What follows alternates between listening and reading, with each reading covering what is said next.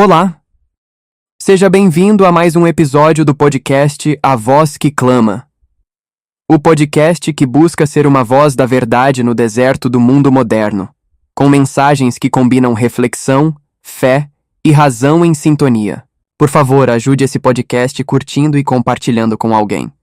E vamos para mais um episódio? Ouçam, uma voz clama. Abram caminho no deserto para o Senhor. Preparem para nosso Deus uma estrada reta na terra desolada. Isaías 43. Podcast A Voz que Clama, porque a mensagem ainda ecoa.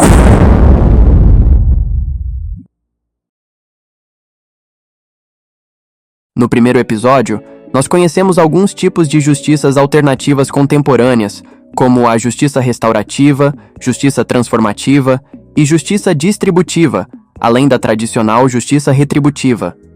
Citei os prós e contras de cada uma delas, e terminei dizendo que esses tipos de justiças alternativas apresentam falhas sérias, por terem seus fundamentos em valores e pensamentos ideológicos seculares, e por isso se distanciam do conceito bíblico de justiça, que tem por base os princípios e valores eternos do reino de Deus. Mais ainda que essas teorias de justiças aqui apresentadas, por causa da sua leitura ideológica enviesada, sejam distorcidas e equivocadas, quando postas à luz do conceito bíblico de justiça, não concordar com suas metodologias não significa que as pautas levantadas não sejam legítimas.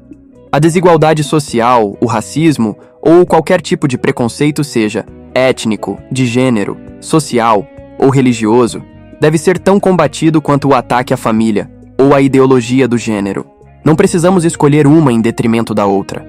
Assim como a ecologia, a preservação do meio ambiente, também merece nossa atenção, pois Deus nos incumbiu como mordomos da sua criação, e Ele nos julgará segundo o modo como a administramos, de forma responsável ou irresponsável.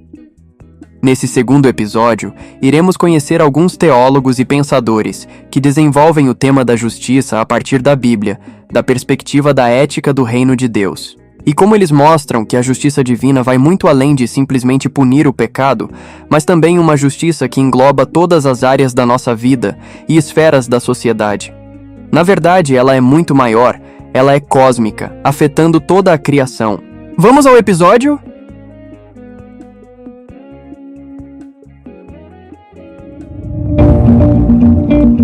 Podcast A Voz que Clama, porque a mensagem ainda ecoa.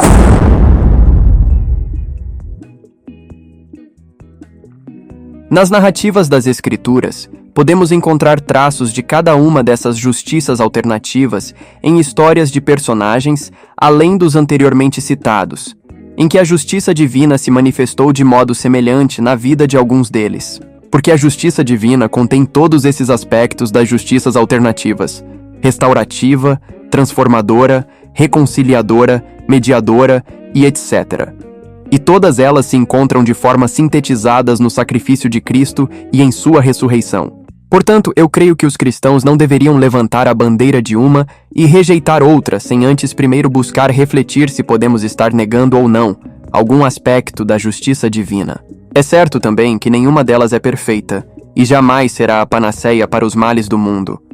Por isso, eu creio que, se justo é quem pratica a justiça, e a justiça que Jesus exige de nós deve ir muito além da praticada pelos fariseus. O tipo de justiça preto e branco, que divide as pessoas entre moralmente boas e moralmente más, dignas e indignas, recuperáveis e irrecuperáveis. A nossa justiça deve ser marcada por uma que enxergue a realidade do mundo que vivemos em todas suas nuances, considerando o homem e o seu ambiente em sua totalidade e complexidade. E que por causa do pecado que entrou no mundo e atingiu toda a humanidade, absolutamente todos carecem da glória de Deus, e por isso todos necessitam de salvação. Mas apesar disso, ainda somos todos portadores da sua imagem, o que nos confere dignidade independente de nossa cor, raça, gênero, caráter moral, capacidades motoras ou intelectuais, status, erros cometidos e etc.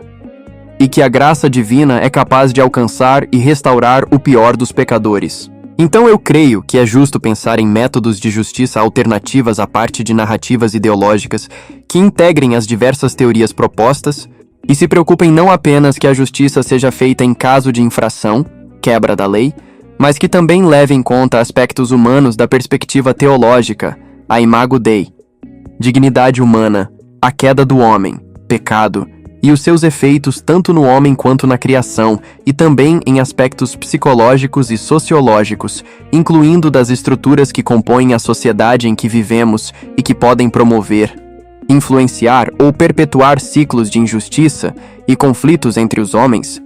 Pensar em como podemos gerar um ambiente propício ao diálogo e que possibilite a reconciliação e a cura mútua, diminuindo assim as chances de retaliação utilizando de mediação quando necessário. Creio que esse último é mais fácil de aplicar em ambientes menores e de estruturas menos complexas, como nossos círculos familiares e de amizades, trabalho, e na igreja onde congregamos, pondo em prática o ministério da reconciliação que nos foi incumbido, agindo como embaixadores da paz.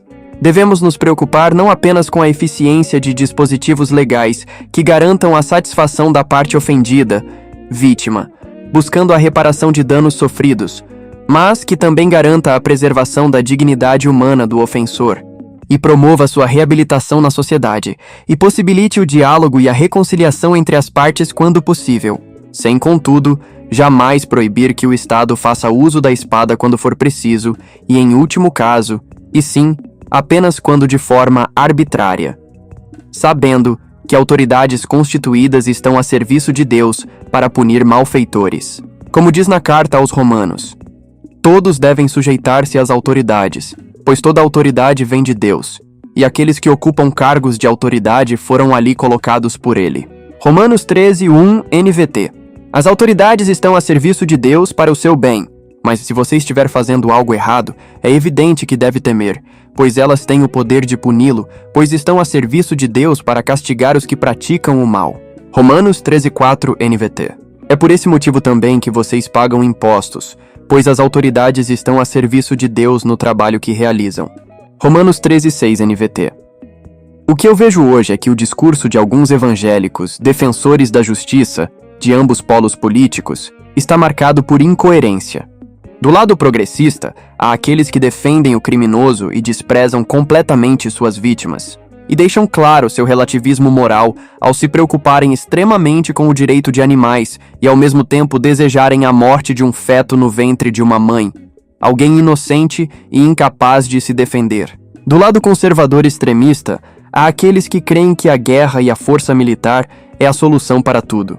Defendem a vida no ventre argumentando que o feto desde sua concepção é um ser humano, mas não veem problema algum e até comemoram ao verem um bandido ser abatido como se fosse um gado.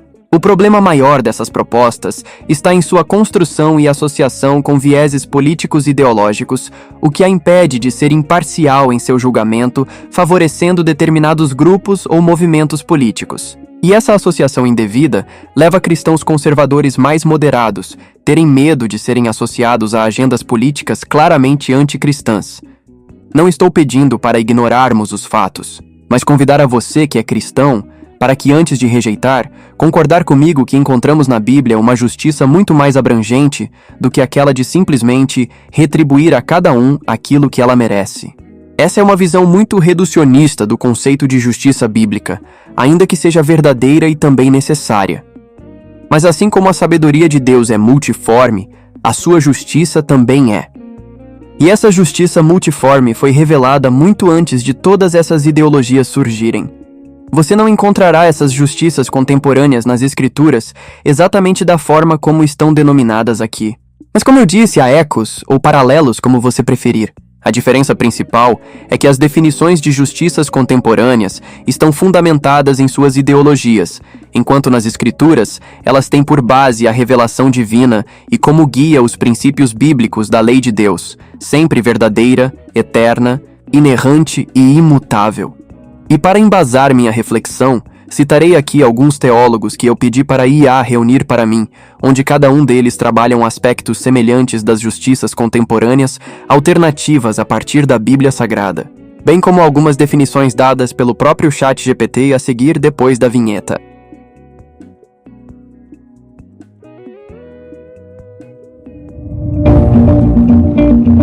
Podcast A Voz que Clama, porque a mensagem ainda ecoa.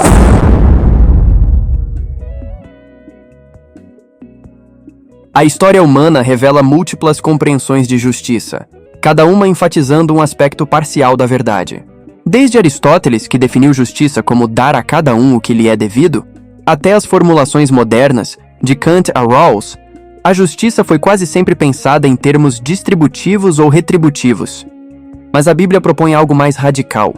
O fruto da justiça será a paz, e o efeito da justiça, tranquilidade e segurança para sempre. Isaías 32, 17. Justiça divina, portanto, não se limita ao equilíbrio de direitos e deveres. Ela cria comunhão, cura e paz. Shalom. O termo hebraico, tzedakah, não significa apenas retidão legal, mas fidelidade relacional. É a justiça de quem mantém alianças, sustenta o pobre e repara o oprimido. Assim, as diversas teorias humanas de justiça podem ser vistas como fragmentos desse todo escatológico, reflexos imperfeitos da justiça do reino de Deus. Definições dadas pelo ChatGPT. O perdão cósmico em N.T. Wright. N.T. Wright entende a cruz como o ponto de convergência entre perdão e nova criação. In The Day the Revolution Began, 2016, ele afirma que a morte de Cristo não apenas remove a culpa, mas inaugura uma nova anistia cósmica, a restauração da humanidade ao seu chamado original como portadora da imagem divina. A justiça, portanto, é reconciliadora, visa a reconfiguração da ordem do mundo sob o senhorio do amor. A justiça relacional em Miroslav Volf.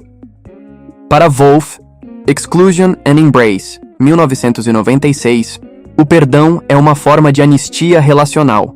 Não elimina o juízo, mas o atravessa pelo amor que reabre a relação. O abraço de Deus torna-se paradigma. Acolher o outro sem suprimir a diferença. A justiça aqui é trinitária. Restaurar o espaço da comunhão sem negar a verdade. A esperança escatológica em Jürgen Moltmann. Moltmann, Theology of Hope, 1964, The Coming of God, 1995, desloca a justiça da mera compensação para a promessa. Ela é orientada pelo futuro de Deus. A cruz e a ressurreição tornam-se o eixo de uma história aberta, na qual a esperança é força transformadora do presente. A justiça restaurativa é, portanto, antecipação escatológica, sinal do reino que vem. A ética do reino em John Howard Yoder, em The Politics of Jesus. 1972, Yoder vê na vida de Jesus a encarnação política da justiça do reino. A não-violência é a forma concreta da fidelidade ao Deus que reina pela cruz. O poder é redefinido como serviço e testemunho. A comunidade cristã torna-se o espaço onde a justiça divina se torna visível na prática social e econômica. A justiça como cura em Desmond Tutu, em sua experiência na Comissão de Verdade e Reconciliação da África do Sul, propôs uma justiça curativa, não punitiva, mas transformadora. Inspirado em uma teologia da graça, defende que não há futuro sem perdão. A reconciliação é aqui a forma pública da esperança cristã. A cura das feridas é o sinal visível da restauração de Deus. A justiça e a criação em Nicholas Wolterstorff, Justice, Rights and Wrongs, 2008, entende que a justiça divina não é mera retribuição, mas expressão do amor de Deus pelos vulneráveis. A justiça é estrutural, um modo de garantir o florescimento da criação.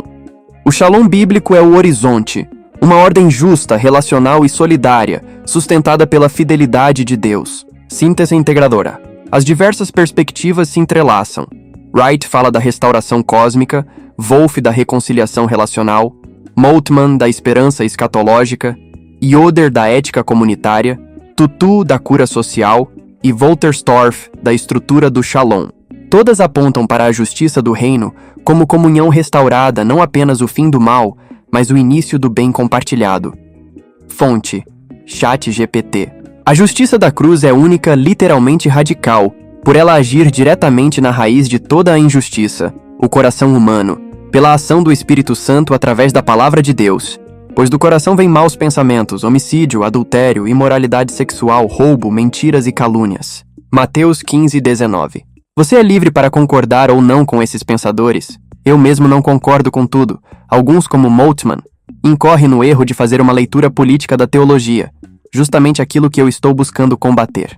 Apesar de ter objeções, algumas de suas reflexões são dignas de notas. Gosto muito da maneira que ele enxerga que a esperança escatológica cristã não deve ser um escapismo para não nos preocuparmos com o presente.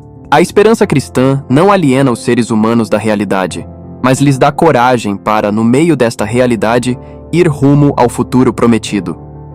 Jürgen Moltmann, Teologia da Esperança, capítulo introdutório. E a Bíblia nos aconselha a rejeitar aquilo que não presta e a reter tudo aquilo que é bom. Eu quis apenas mostrar que algumas delas foram sequestradas por ideologias contemporâneas e corromperam a justiça revelada na Bíblia e a transformaram em um instrumento para seus fins políticos. No próximo episódio, veremos como podemos aplicar os diferentes aspectos dessas justiças alternativas em nossa vida a partir da Bíblia. Espero você no próximo episódio. E se você gostou, não esqueça de curtir e compartilhar. Muito obrigado e que Deus te abençoe.